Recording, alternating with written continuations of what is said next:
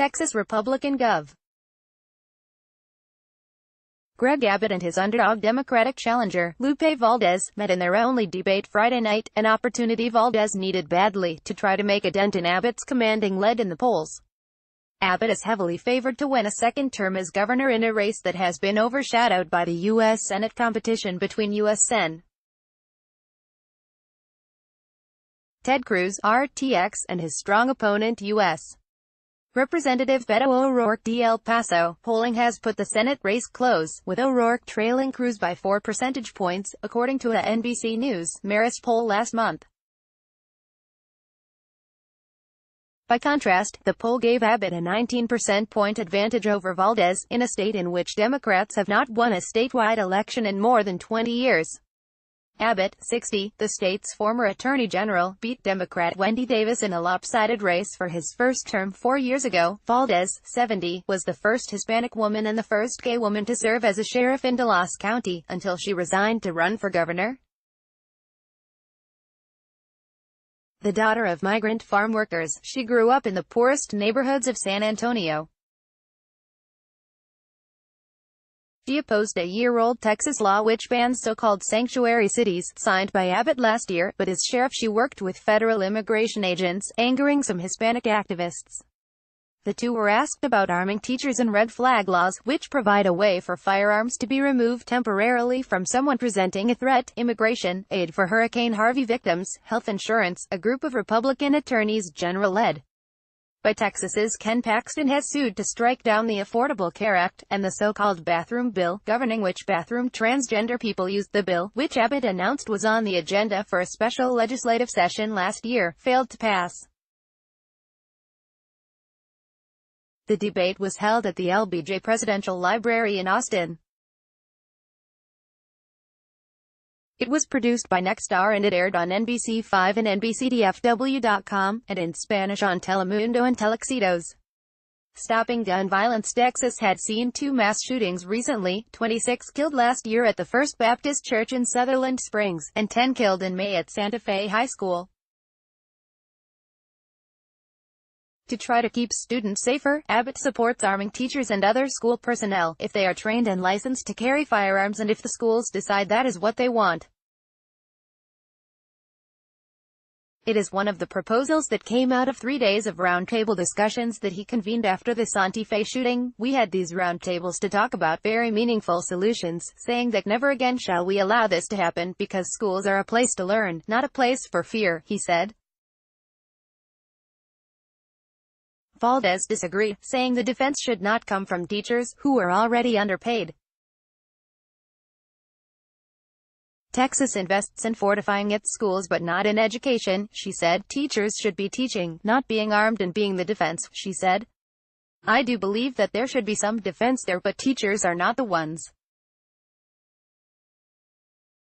If they wanted to be armed, they should have gone to the military. Debate topic: red flag law. Another attempt to curb mass shootings that is already employed in other states are so-called red flag laws, or extreme risk protection orders, which allow police or relatives to ask a court to temporarily remove weapons from someone deemed a threat.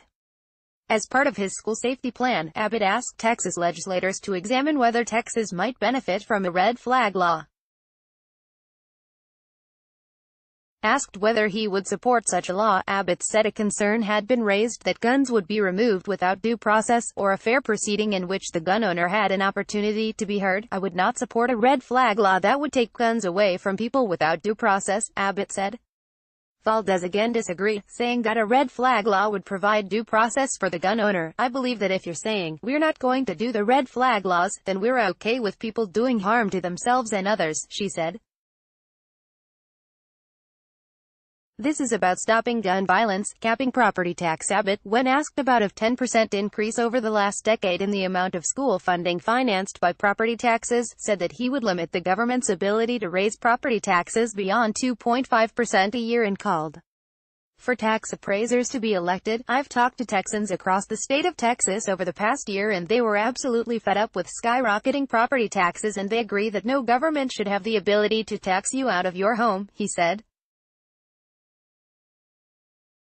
Debate topic: property tax. Valdez responded, "First of all, we cannot talk about property taxes without talking about education, public education. The governor says he doesn't want taxes raised, but he keeps putting less and less money into education." She said the state is pushing the burden of education onto the local communities, forcing them to raise taxes. "This state needs to pay its fair share," she said.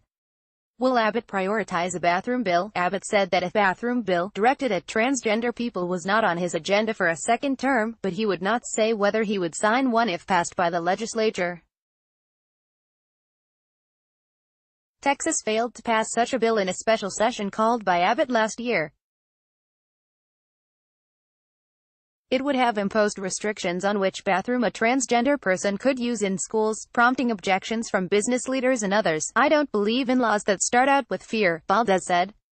"We need to stop the fear-mongering in our laws and get down to what really matters to all Texans, to have an equal life, to have an equal and fair opportunity in this state instead of just dealing with people that you don't agree with." Debate topic: bathroom bill or building after Harvey. Valdez criticized Abbott's actions after Hurricane Harvey, saying he had failed to help people still struggling to rebuild. He calls a special sessions for bathrooms, but does not call a special session when people are dying, Valdez said. The Rainy Day Fund is the biggest savings account in the United States. Governor, "It rained," but Abbott countered that the state had already spent money for victims from the state budget that will have to be repaid from the fund. During a disaster, the governor does not need to call a special session, but has the authority to advance the money, he said. Harvey, which caused extreme flooding in Houston and the surrounding areas, was responsible for $125 billion in damage, according to the National Oceanic and Atmospheric Administration. Abbott said he had also negotiated $30 billion in disaster funds from the federal government. Debate topic: help for Harvey victims paying taxes on time. Valdez was asked specifically why she had failed to pay $12,000 in property taxes on 7 different properties on time. She said she had never been delinquent but had made the payments in installments. "I made decisions, as all Texans have to do. Do I pay this bill, that bill, or do I just extend the payments? That's exactly what I did. I extended the payments," she said. Abbott responded that not only had he always paid his property taxes on time, but was also responsible for the state's conservative budget. "As a governor, I've ensured the state of Texas pays its bills on time," he said. "I've balanced a very conservative budget to make sure that we live within our means, so that Texas will retain the high AAA rating that we have." Debate topic: property tax payment.